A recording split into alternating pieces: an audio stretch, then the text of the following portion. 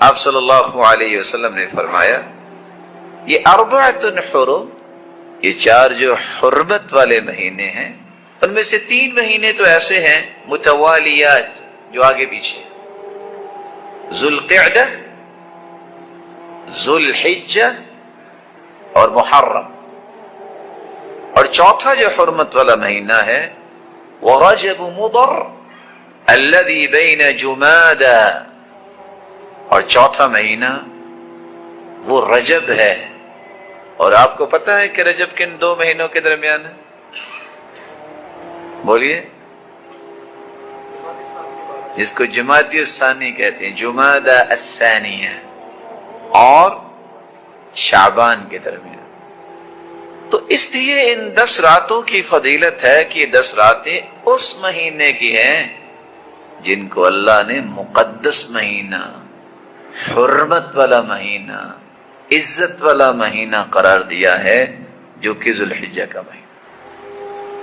ایک دوسری وجہ بھی ہے یہ 10 راتیں کیوں افضل ہیں، یہ ذوالحجہ کے پہلے 10 دن کیوں افضل ہیں اور پوری دنیا کے دنوں سے افضل ہیں، کیونکہ اللہ نے اس کی قسم اٹھائی، اس کی اللہ نے قسم اٹھا لی ہے، اس سے بڑی فضیلت کیا ہو سکتی ہے۔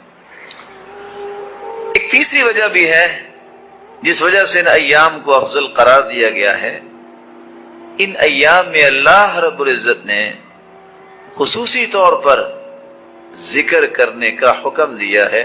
حالانکہ پورا سال ہی انسان اللہ کا ذکر کر سکتا ہے، لیکن ان کو خاص کیوں کیا ہے؟ وَيَذْكُرُ اسْمَ اللَّهِ فِي أَيَّامٍ مَّعْلُومَاتٍ عَلَى مَا رَزَقَهُم مِّن بَهِيمَةِ الْأَنْعَامِ۔ اللہ ذوالجلال نے ان دنوں کے بارے میں کہا ہے کہ تم خصوصاً میرا ذکر کرو۔ یہ ایام معلومات کیا ہیں؟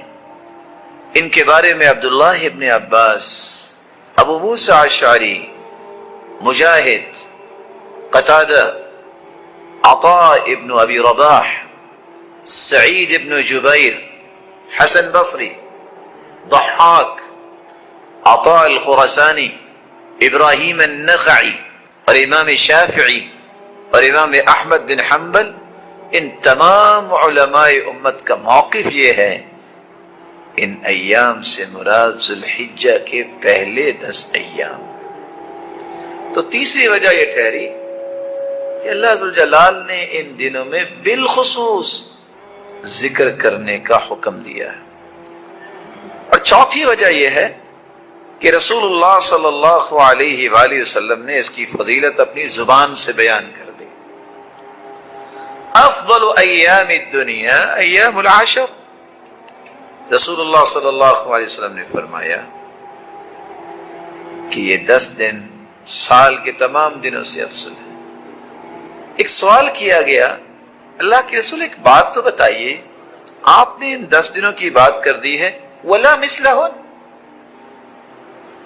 چلو افضلیت کی ہم بات نہیں کرتے، ان جیسے بھی کوئی دن نہیں ہے، آپ نے فرمایا ولا مثلہن، ان جیسے بھی پورے سال میں دن کوئی نہیں، الا رجل عفر وجهه في التراب۔ ایک بات ہے، اگر کوئی شخص اپنا مال و دولت لے کے اور اپنی جان لے کے میدان جہاد میں نکلتا ہے، مال بھی لٹا دے جان بھی لٹا دے، وہ افضل ہو سکتا ہے۔ اس قدر ان ایام کی عظمت ہے، جس کی عظمت کی 5ویں وجہ یہ ہے کہ ان 10 دنوں میں عرفات کے دن 9 ذوالحجہ کو حاجی عرفات میں جاتے ہیں اور 9 ذوالحجہ کو روزہ رکھا جاتا ہے، جس سے 2 سال کے گناہ معاف ہوتے ہیں۔ اور جتنے لوگ عرفہ کے دن اللہ جہنم سے آزاد کرتے ہیں، سارا سال نہیں اتنے کرتے، یہ 10 دن ہوئی۔ اس کی ایک چھٹی وجہ بھی ہے، رسول اکرم صلی اللہ علیہ وآلہ وسلم نے فرمایا تھا کہ عرفے کا دن جو ہے، سال کے جتنے بھی ایام ہیں دن اور رات، ہر رات جب رات کا تہائی حصہ باقی رہ جاتا ہے تو اللہ آسمان دنیا پہ نزول فرماتے ہیں جیسا کہ اس کی شان کو لائق ہے۔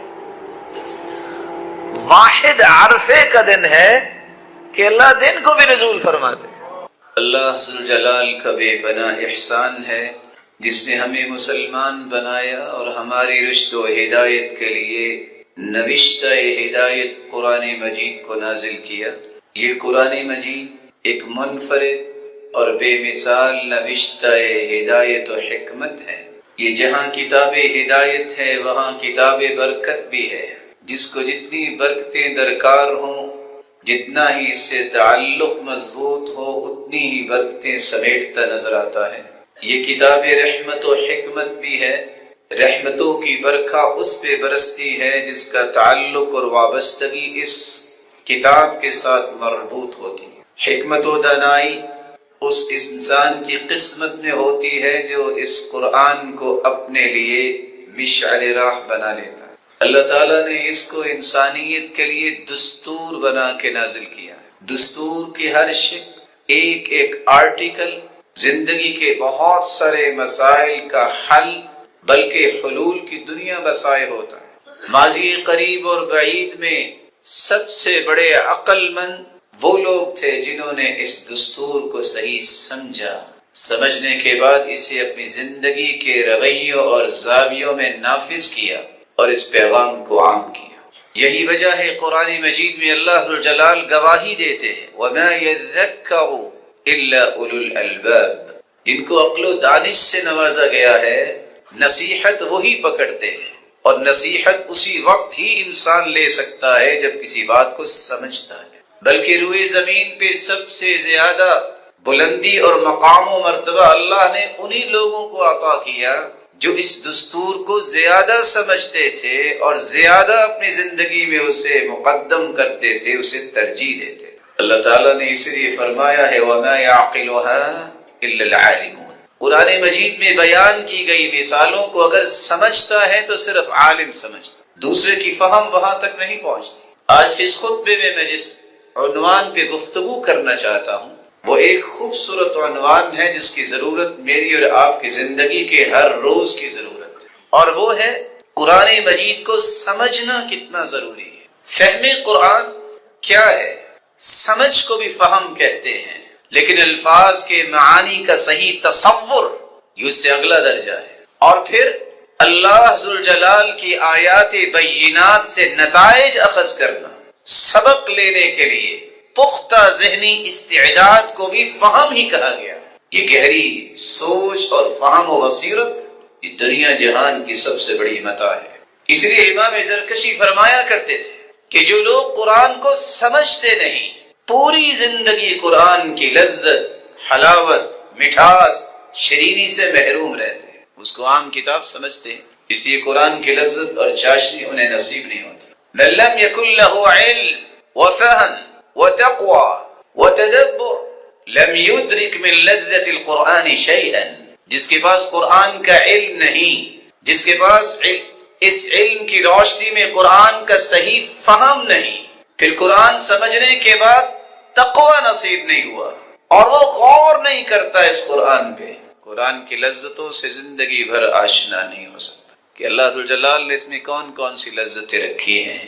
جس انسان کو لذتوں سے آگہی ہو جاتی ہے اس کی زندگی تو پرکیف ہو جاتی ہے، اس کی زندگی کے صبح اور شامیں لذتوں سے لبریز ہو جاتے ہیں، اس کو دنیا و ما فیہا کی کوئی خبر نہیں رہتی، اس لذت اور سرور میں زندگی گزار رہا ہوتا ہے کہ کوئی امیجن نہیں کر سکتا کہ یہ شخص ہے کیا۔ دنیا تو کہیں سے کہیں پہنچ گئی، لیکن یہ کس طرح اپنے رب کے فیصلے پہ مطمئن ہے، اور اللہ ذوالجلال نے اسے لذت کیسی عطا کی ہے کہ دنیا کی کوئی لذت اسے بھاتی ہی نہیں۔ اس لیے امام طبری رحمۃ اللہ علیہ فرمایا کرتے انی اعجب ممن قرأ القرآن ولم يعلم تأویلہ کیف یلتذ بقراءتی، مجھے تعجب ان لوگوں پہ ہے جو قرآن تو پڑھتے ہیں لیکن سمجھتے نہیں کہ میں کیا پڑھ رہا ہوں۔ بھلا یہ بھی لذت لے سکتے ہیں قرآن سے؟ کبھی نہیں لے سکتے۔ ہاں اجر تو ملے گا، ثواب تو ملے گا، کیونکہ الف لام میم کا معنی کوئی نہیں جانتا، لیکن 30 نیکیاں اللہ جلال عطا تو کرتے ہیں۔ لیکن نیکیوں اور اجر و ثواب سے اگلا قدم انسانی زندگی کو پرسکون اور پروقار اور پرکیف بنانے کا سلسلہ اس وقت شروع ہوتا ہے جب انسان اس قرآن کو صحیح سمجھتا ہے۔ بلکہ سیدنا علی ابن ابی طالب رضی اللہ تعالی عنہ فرمایا کرتے تھے جو قرآن کو سمجھتا نہیں وہ تو دنیا اور آخرت کی بھلائیوں سے کہیں محروم نہ ہو جائے۔ الا انبئکم بالفقیہ حق الفقیہ، میں تمہیں بتاؤں دنیا میں سب سے گہری سمجھ رکھنے والا کون ہے؟ ساتھیوں نے کہا کیوں نہیں؟ انہوں نے جواب دیا الذی لم یرخص الناس فی معصیت اللہ ولم يقنط الناس من رحمت اللہ، جو لوگوں کو اللہ کی رحمت سے مایوس نہ ہونے دے اور جو لوگوں کو برائیوں کے لیے راستے نہ بتائے، سہولت کار نہ بنے، یہ دنیا کا سب سے بڑا فقیر۔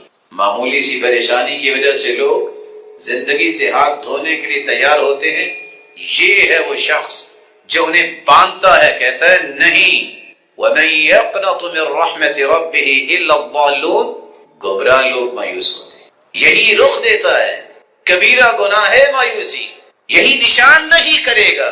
إِنَّهُ لَا يَيْأَسُ مِن رَّوْحِ اللَّهِ إِلَّا الْقَوْمُ الْكَافِرُونَ، کافر اللہ کی رحمت سے مایوس ہوتا ہے، مومن تو نہیں ہوتا۔ یہ ہے صحیح سمجھ رکھنے والا جو لوگوں کو رب تعالی کی رحمت سے مایوس نہیں ہونے دے اور جو برائی کے راستے نہیں بتاتا، رخصتے نہیں دیتا، بلکہ علی وجہ البصیرہ عدل و انصاف کی بات کرتا ہے کہ یہ ہے شریعت کا کرائیٹیریا، مجھے اور آپ کو پسند ہو یا نہ ہو، شریعت کا یہ فیصلہ، کیونکہ اس کا مطمع نظر صرف ایک چیز ہوتی ہے، دین درست رہے، اللہ راضی رہے۔ لوگ تو کبھی راضی نہیں ہو سکتے اور نہ ہی انہیں راضی کرنے کی انسان کو ناکام کوشش کرنی چاہیے۔ سچ کہا تھا رضا الناس لا یوجد، کہنے والے نے کہا تھا ساری زندگی جو چاہے کر لو، لوگ راضی نہیں۔ قرآن کو جو سمجھتا نہیں ہے، جہاں وہ قرآن کی لذت سے آشنا نہیں ہوتا، خیر و بھلائی سے محروم ہوتا ہے۔ لا خیر فی عبادہ لیس فیہا تفقہ، اس عبادت میں کوئی خیر نہیں جس عبادت کو سمجھ کر نہ کیا ہے۔ اس لیے سلف صالحین سے کوئی نصیحت طلب کرتا تو کہا کرتے نماز سوچ کے پڑھا کر۔ ولا خیر فی فقہ لیس فیہا تفہم، اور فقہی قواعد بھی رٹ لینے سے کوئی بات نہیں بنتی جب تک ان کو سمجھا نہ جائے اور ان کو اپنی زندگی پہ اپلائی نہ کیا جائے۔ ولا خیر فی قراءۃ لیس فیہا تدبر، اس قرات میں بھی کوئی خیر نہیں، کوئی بھلائی نہیں ہے جس پہ آپ غور نہیں کر رہے کہ آپ کیا پڑھ رہے ہیں۔ وفی القصص عبر، بہت سارے قصوں میں عبرت ہوتی ہے۔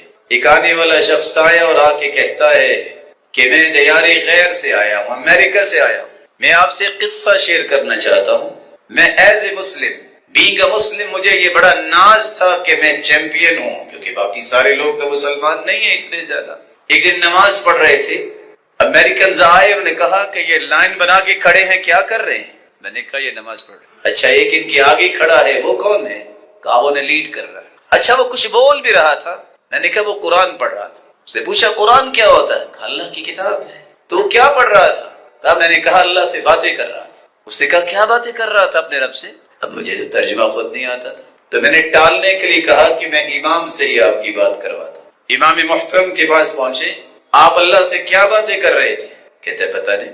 نان بلیورز کہا لگا کے کہنے لگے واہ، یہ ہے مسلمان جو رب سے باتیں بھی کرتے ہیں اور انہیں یہ بھی نہیں پتا کہ باتیں کرتے کیا ہے۔ تو یہ اس وقت بات میرے دل میں ایسی بیٹھی کہ آج میں آپ کے پاس آیا ہوں، پورا قرآن کا ترجمہ پڑھ کے آیا۔ حالت یہی ہے، ہزار لوگ بیٹھے ہو، ہاتھ کھڑے کروا کے دیکھیے، دنیا جہان کی کتابیں رٹ چکے ہوں گے، ڈگریاں 2-2 4-4 کلو وزن ہوگا، لیکن قرآن کا ترجمہ نہیں آتا۔ 500 ایڈیمز یاد کر چکے ہوں گے، سمریاں رٹے لگا لگا کے دماغ کھوکھلا کر لیا ہوگا، نماز کا ترجمہ نہیں آتا ہوگا۔ یہ فینومینا ہے، میری اور آپ کی یہ محرومی ہے کہ آج ہمیں اس پہ توجہ دینے کی ضرورت ہے، جو توجہ نہیں ہو رہی۔ صرف اللہ چاہیے، ڈگری آنی چاہیے۔ اور میرے پیارے بھائی، جس رب کے سامنے تم نے پیش ہونا ہے، اس کی کلام کو بھی، اس کی طرف سے نازل شدہ کانسٹیٹیوشن کو بھی کبھی پڑھا ہے؟ 40 والیوم پر مشتمل کتابیں، لا کی بھی ہڑپ کر لی، قرآن کا ترجمہ نہیں۔ اللہ عز و جلال ہمیں قرآن مجید کی فہم کی نعمت سے نواز دے۔ یہ قرآن مجید کی فہم، یہ تو قرآن مجید کے بنیادی حقوق میں سے ایک حق ہے۔ اس لیے قرآن مجید میں اللہ ذوالجلال فرماتے ہیں الذین آتیناہم الکتاب یتلونہ حق تلاوتہ اولئک یؤمنون بہ ومن یکفر بہ فاولئک هم الخاسرون۔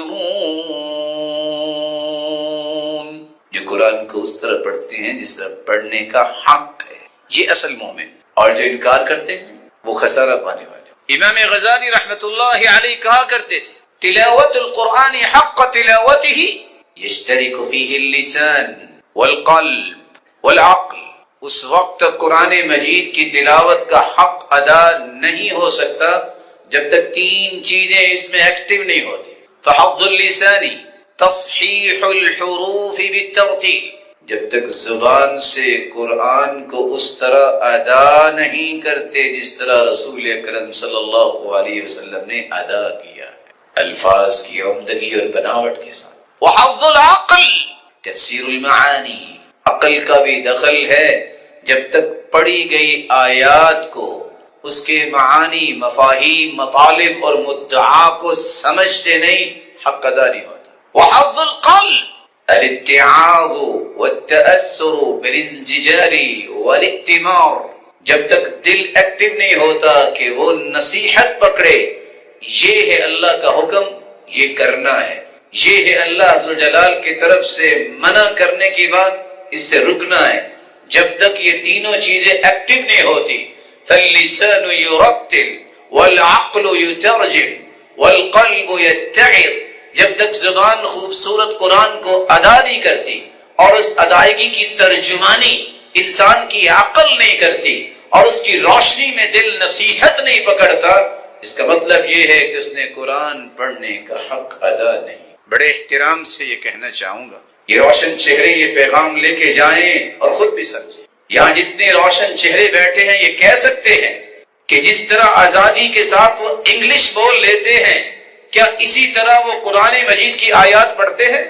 معمولی سی مائنر سی مسٹیک بھی اگر ہو پرننسیشن میں، فٹ سے حکم لگاتے ہیں۔ او پیڈو پروڈکشن، تمہیں پتہ نہیں ہے امریکن پرننسیشن کیا ہے، برٹش کیسے بولتے ہیں، یہ کیا بول رہے ہو تم؟ کبھی یہ غیرت قرآن پہ بھی آئی کہ میں سورۃ الفاتحہ پڑھتا ہوں تو کیسے پڑھتا ہوں؟ ذمہ داری ہے کہ میں جو بولتا ہوں اس کا ہی معنی ہے۔ وہاں بڑی نیت کی باتیں آتی ہیں، نیت تو ہماری ٹھیک ہے نا، تو غلط بھی پڑھا جائے گا تو نیکی تو ملے گی۔ نیت اگر ٹھیک ہو اور آپ کسی کو ہنستے مسکراتے ویسے چیک کریں بلا اس کو گولی لگتی ہے تو نہیں، تو مار کے دیکھیں، نیت تو ٹھیک ہوگی نا۔ الحمدللہ رب العالمین، تمام تعریفیں تو اللہ کے لیے ہیں۔ حامد یحمد، اس کو ہاں میں بدل دیں گے تو ساری دنیا کا دھواں اللہ کے لیے ہے۔ نیت کیسے آپ کی ٹھیک ہے؟ آپ نے الحمد کے بجائے الحمد بولا ہے تو معنی تو اسی کا ہی ہوگا، معنی تو کسی اور سے نہیں آئے گا۔ المبانی تدل علی المعانی، لفظ ہی معانی پہ دلالت کرتے ہیں، جو لفظ بولا جائے گا اسی کا ہی معنی ہوگا۔ صحابہ کرام کے اندر یہ شعور تھا، جس شعور کو بیدار کرنے کے لیے میں نے اس عنوان کا انتخاب کیا۔ عمرو بن مرہ بیان کرتے ہیں، ما مررت بآیت من کتاب اللہ لا اعرفها الا احزنتنی، میں جب بھی قرآن کی آیت کو پڑھتا ہوں، جب اس آیت کی مجھے سمجھ نہیں آتی تو میں غمگین ہو جاتا ہوں۔ آج میرا اور آپ کا غم کیا ہے؟ فیوچر کیسا ہوگا، میرے بچوں کی فیوچر پلاننگ کیسے ہوگی، کیا بنے گا، کیا بنے گا؟ زیادہ سے زیادہ قبر بنے گی، اور وہ بھی کچی، کیونکہ پکی بنانا تو سنت نہیں ہے۔ کیا بنے گا؟ جو اللہ نے فیصلہ کیا ہے وہی بنے گا۔ صحابہ کا غم یہ تھا، درد اور کرب یہ تھی صحابہ کے دل میں۔ ایک صحابی آتے ہیں اللہ کے رسول کے پاس اور آ کر سوال کرتے ہیں، یا رسول اللہ صلی اللہ علیہ وسلم، مجھے ایسا عمل بتائیے، میں ایک ایسی پریشانی میں ہوں، قد احزنتنی واسقمتنی وارهقتنی، اس پریشانی نے مجھے بیمار کر دیا ہے، غمگین کر دیا ہے، توڑ کے رکھ دیا ہے۔ میرے صحابی کون سی پریشانی؟ کہا بس اتنا بتا دیجئے کہ جہنم سے کیسے بچ سکتا ہوں، جنت میں کیسے جا سکتا ہوں۔ یہ ہے پریشانی اصل مومن کی، یہ ہے غم، یہ ہے کرب جو اسے محسوس کرنا چاہیے، اور یہ اس وقت شعور نہیں ملتا، اس وقت تک جب تک قرآن نہیں پڑھتے، قرآن کو جب تک سمجھتے نہیں ہیں اس وقت تک یہ احساسات، یہ فیلنگز انسان کو محسوس ہی نہیں ہوتی کہ میں کہاں زندگی گزار رہا ہوں۔